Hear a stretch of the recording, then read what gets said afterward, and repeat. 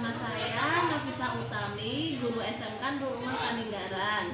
Di masa pandemi seperti sekarang ini mewajibkan kita untuk belajar maupun bekerja dari rumah. Oleh sebab itu, saya berinisiatif untuk membuat video pembelajaran untuk mempermudah kalian belajar persamaan dasar akuntansi maupun mekanisme debit dan kredit dan jurnal umum. Tetap semangat walaupun kita belajar di rumah, tetap jaga kesehatan, jangan lupa kalau keluar tetap pakai masker. Terima kasih. Selamat menyaksikan video saya. Selamat pagi anak-anak. Di sini saya akan memberikan sedikit informasi mengenai materi persamaan dasar akuntansi. Nah, persamaan dasar akuntansi, kalau kita belajar akuntansi itu kita harus tahu dulu langkah awalnya itu kita harus tahu dulu mengenai persamaan dasar akuntansi. Nah, apa itu persamaan dasar akuntansi? Sebelum kita masuk ke persamaan dasar akuntansi, di sini ada gambar mobil. Kemudian mobil tersebut harganya 150 juta. Kemudian uang kita hanya 50 juta. Nah, untuk mendapatkan mobil tersebut kita harus melakukan apa? Jawabannya adalah selain kita harus memakai uang sendiri, kita juga harus menambah hutang supaya kita mendapatkan suatu mobil. Nah, dari contoh pembelian mobil ini itu bisa kalian ketahui bahwa transaksi yang berpengaruh terhadap pembelian mobil ini adalah uang kita berkurang sama hutang kita bertambah, seperti itu. Nah, persamaan dasar akuntansi sendiri adalah suatu hubungan yang ada pada perusahaan, yaitu pengaruh transaksi terhadap posisi keuangan perusahaan yang meliputi harta, kewajiban, dan ekuitas. Persamaan dasar akuntansi. Nah, rumus persamaan dasar akuntansi itu ada aset sama dengan liabilitas ditambah ekuitas, atau aset sama dengan liability ditambah equity, atau harta sama dengan utang ditambah modal ditambah pendapatan dikurangi beban. Aset sendiri itu contohnya mobil, kemudian rumah, kemudian uang tunai. Itu contoh aset. Kemudian liabilitas sendiri itu contohnya adalah hutang, baik hutang hipotek maupun hutang dagang. Ekuitas itu adalah modal perusahaan. Kita bahas satu-satu supaya kalian lebih paham. Kita masuk ke harta. Nah, harta sendiri adalah semua kekayaan yang dimiliki oleh suatu perusahaan, baik yang berwujud maupun yang tidak berwujud, yang dapat dinilai dengan uang atau digunakan dalam operasional perusahaan. Aktiva atau harta itu terdiri dari aktiva lancar. Aktiva lancar sendiri adalah aktiva yang masa gunanya kurang dari 1 tahun. Contohnya ada kas, surat berharga, kemudian piutang dagang, kemudian piutang wesel. Beban yang dibayar di muka itu contoh aktiva lancar. Berikutnya ada aktiva tetap berwujud. Aktiva tetap berwujud itu aktiva yang masa berlakunya lebih dari 1 tahun. Contohnya tanah. Kalau kita membeli tanah itu nilai jualnya kan akan naik terus menerus. Tanah itu kan tidak habis dalam 1 tahun ya. Jadi tanah termasuk aktiva tetap berwujud. Berikutnya ada selain tanah itu ada bangunan atau gedung.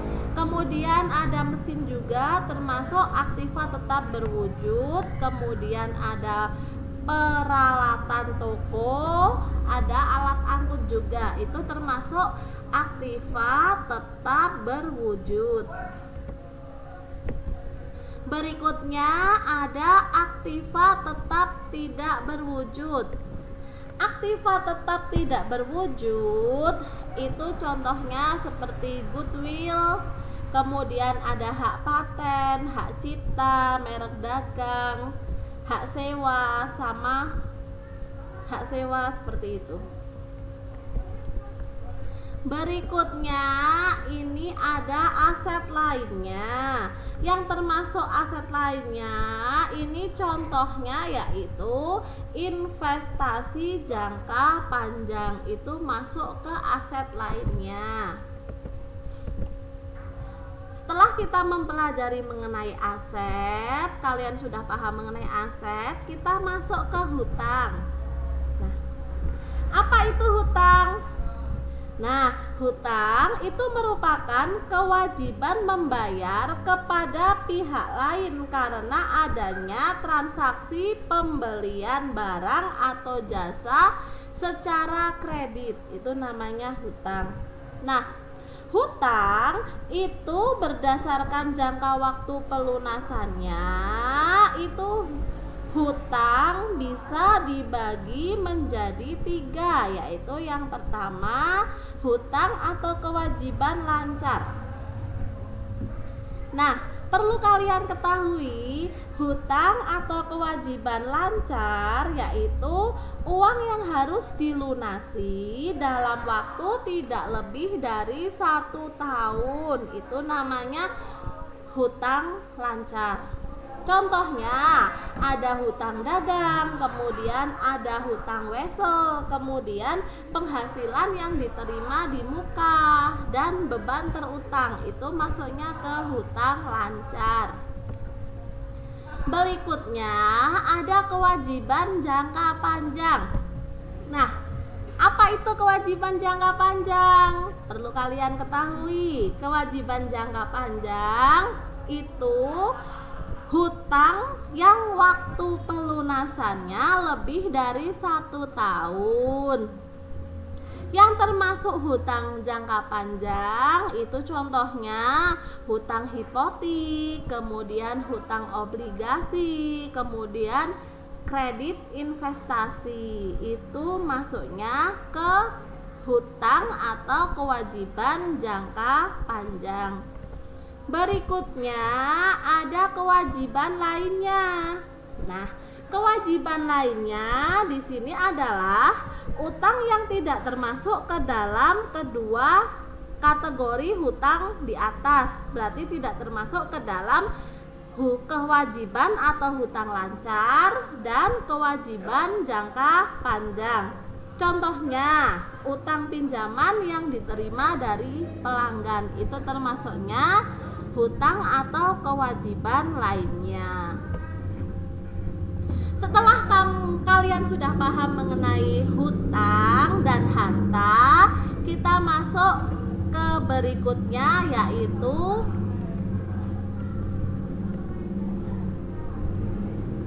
modal. Kita masuk ke modal. Ini modal ya.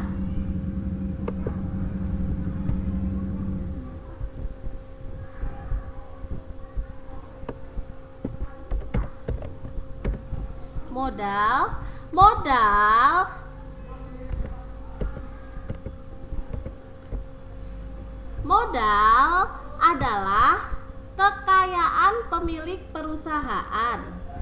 Modal itu hak atau kekayaan perusahaan yang menjadi hak milik perusahaan.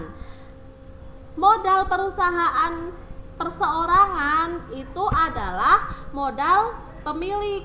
Kemudian modal dari perusahaan persekutuan itu adalah setoran modal para sekutu. Ada lagi modal pada perusahaan berbentuk perseroan terbatas adalah modal saham. Kemudian modal perusahaan berbentuk koperasi ya simpanan pokok dan simpanan wajib seperti itu. Sedangkan untuk entitas nirlaba adalah modalnya disebut kekayaan bersih. Jadi modal adalah kekayaan pemilik perusahaan. Berikutnya, sebelum masuk ke kegunaan persamaan dasar akuntansi, itu selain ada harta, utang, sama modal, itu kita mengenal pendapatan dan beban. Kalau pendapatan itu penambahan terhadap modal sehubungan dengan kegiatan perusahaan yang berasal dari penjualan jasa atau penjualan barang yang dilakukan oleh perusahaan yang bertujuan untuk memperoleh laba. Berikutnya, untuk beban sendiri adalah pengorbanan yang dilakukan oleh perusahaan untuk memperoleh pendapatan yang berakibat berkurangnya jumlah harta perusahaan yang dapat dilakukan pada saat diperolehnya pendapatan atau sesudah pendapatan diperoleh. Nah, berikutnya kita masuk ke kegunaan persamaan dasar akuntansi. Mengapa kita mempelajari persamaan dasar akuntansi? Itu yang pertama. Nah, untuk menyusun neraca, karena data aktiva, kewajiban, dan ekuitas itu yang diperlukan itu tersedia di sini. Kemudian berikutnya untuk menyusun laporan laba rugi, karena selisih perubahan antara pendapatan dan beban dinyatakan sebagai laba atau rugi yang mempengaruhi ekuitas. Jadi apabila pendapatan itu lebih besar dari beban, itu berarti kita mengalami laba, dan begitu pula sebaliknya, apabila pendapatan lebih kecil dari beban, kita mengalami kerugian. Berikutnya itu untuk menyusun laporan perubahan ekuitas, karena setiap transaksi yang mempengaruhi investasi itu diperhitungkan ke ekuitas. Nah, di sini ada hubungan persamaan dasar akuntansi. Ini sebenarnya lebih mengena ketika kita belajar mengenai jurnal umum ya. Tapi kita pelajari di sini itu akan menambah pengetahuan kalian mengenai mekanisme debit dan kredit.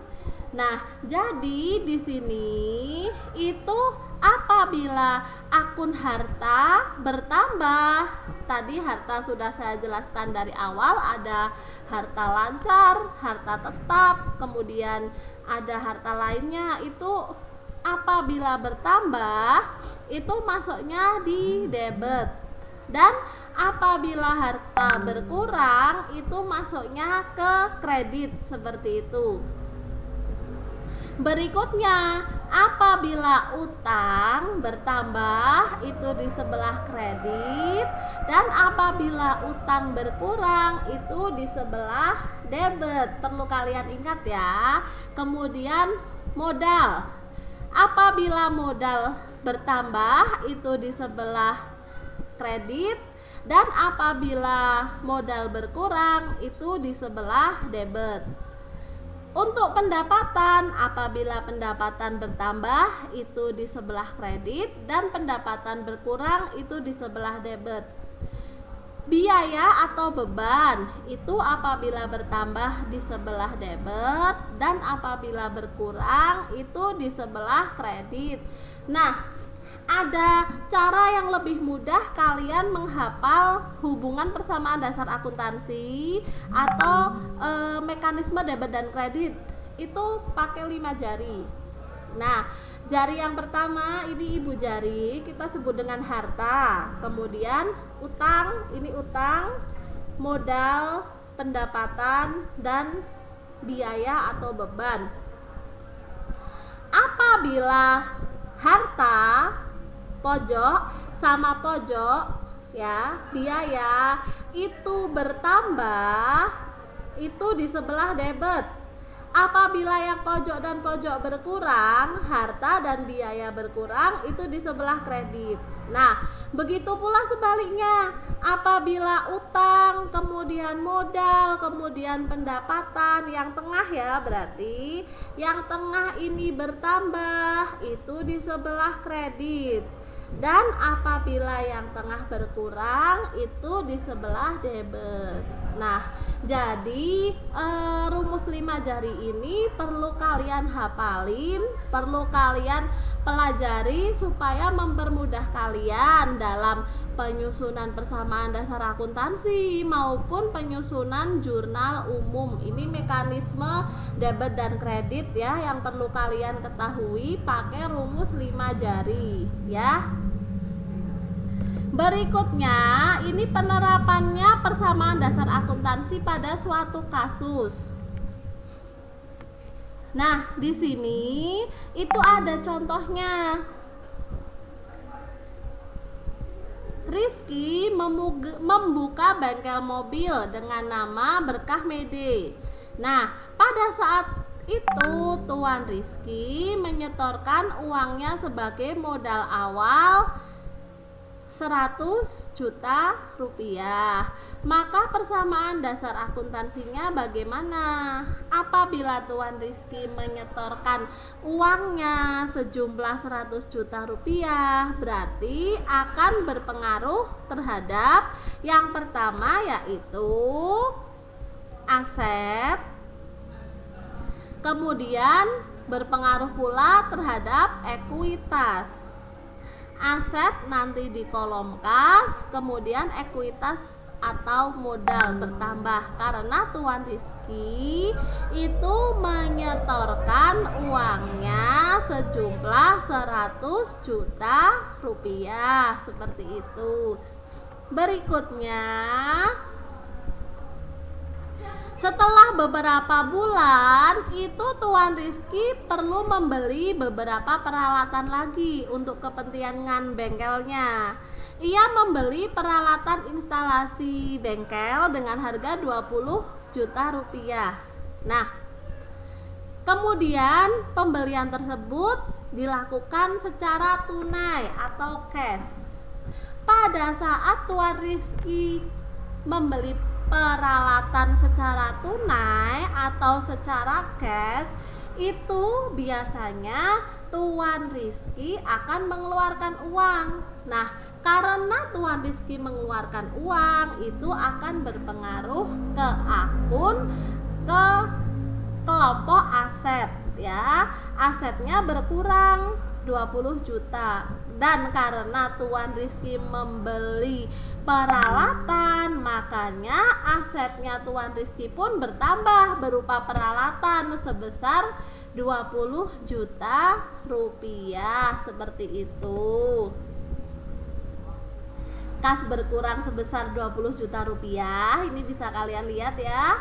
Kemudian peralatan bertambah sebesar 20 juta rupiah.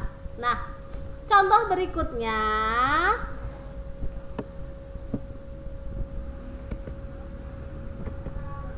setelah 1 tahun itu bengkel Rizky berkembang pesat dan perlu menambah tempat bisnis baru. Rizky memutuskan untuk membeli gedung sebesar 500 juta rupiah. Nah, pada saat tersebut Rizky hanya membayar 100 juta rupiah dan sisanya Tuan Rizky mengambil hutang hipotek. Kalau ada kasus seperti ini, itu berarti Tuan Rizky kan memperoleh sebuah gedung sebesar 500 juta. Berarti berpengaruh terhadap asetnya bertambah 500 juta. Tapi karena Tuan Rizky mengeluarkan kas untuk membayar sebagian pembelian gedung itu, makanya asetnya pun berkurang 100 juta. Kemudian akan berpengaruh terhadap hutang karena tadi kan Tuan Rizky membeli sebuah gedung harganya 500 juta, dia hanya membayar 100 juta. Berarti Tuan Rizky memiliki hutang hipotek sebesar 400 juta. Dari apa yang saya terangkan di atas, kira-kira sudah paham mengenai persamaan dasar akuntansi ya. Sangat mudah kalau kita sudah bisa menerapkan mekanisme debit dan kredit.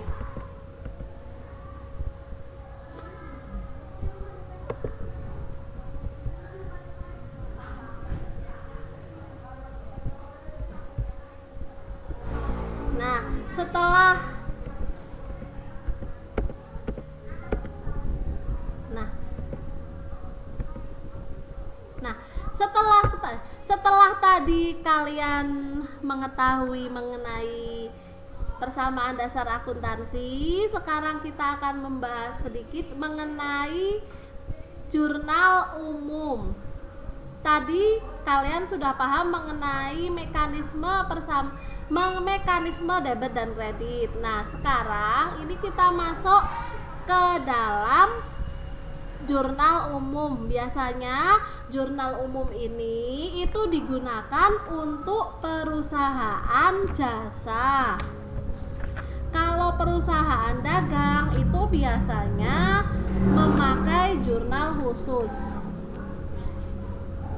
Jurnal umum sendiri itu adalah formulir khusus yang dipakai untuk mencatat setiap bukti pencatatan berupa pendebitan dan pengkreditan secara kronologis beserta penjelasan-penjelasan yang diperlukan dari transaksi-transaksi tersebut.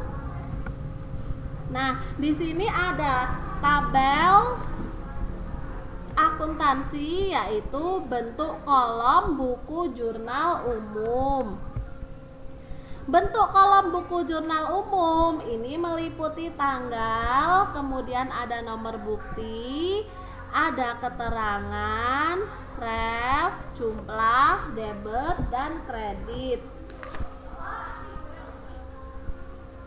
Nah, sebelum menjurnal itu terlebih dahulu harus disiapkan peralatannya yang berupa bukti transaksi yang sah sebagai sumber pencatatan. Kemudian ada kolom jurnalnya, ada alat tulisnya, ada alat bantu hitung atau kalkulator, dan formulir rekapitulasi jurnal. Buku jurnal tersebut itu diperlukan jika Anda mengerjakan jurnal secara manual karena sistem yang sudah terkomputerisasi.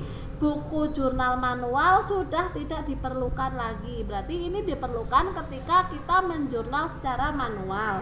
Setelah menyiapkan peralatan yang diperlukan untuk menjurnal, selanjutnya kita mengidentifikasi data transaksi yang terdapat dalam bukti transaksi yang akan dicatat dalam jurnal. Nah, hal-hal yang dibutuhkan atau diperlukan dalam proses identifikasi data transaksi adalah ada data transaksi yang dicatat itu harus berurutan. Kemudian transaksi yang dicatat harus memuat informasi yang terkandung dalam bukti transaksi. Nah, kita masuk ke contoh kasus untuk jurnal umum. Pada tanggal 5 Januari 2018 ini Pak Jaya menginvestasikan uangnya sebesar Rp500.000. Contoh soal, pada tanggal 5 Januari 2018 itu Pak Jaya menginvestasikan uangnya sebesar Rp500 juta pada perusahaannya dengan nama PT Jaya Abadi. Nah, tanggal 5 ini akan berpengaruh karena Pak Jaya tadi menginvestasikan uangnya, itu akan berpengaruh terhadap akun kas dan akun modal awal. Akun kas bertambah karena Pak Jaya menginvestasikan uangnya sebesar 500 juta, kemudian modal awal itu karena Pak Jaya menambahkan uangnya sebesar 500 juta ke dalam modal perusahaan. Berikutnya, tanggal 11 Januari 2018 ini dibayar uang sejumlah 20 juta rupiah untuk sewa kantor selama 1 tahun.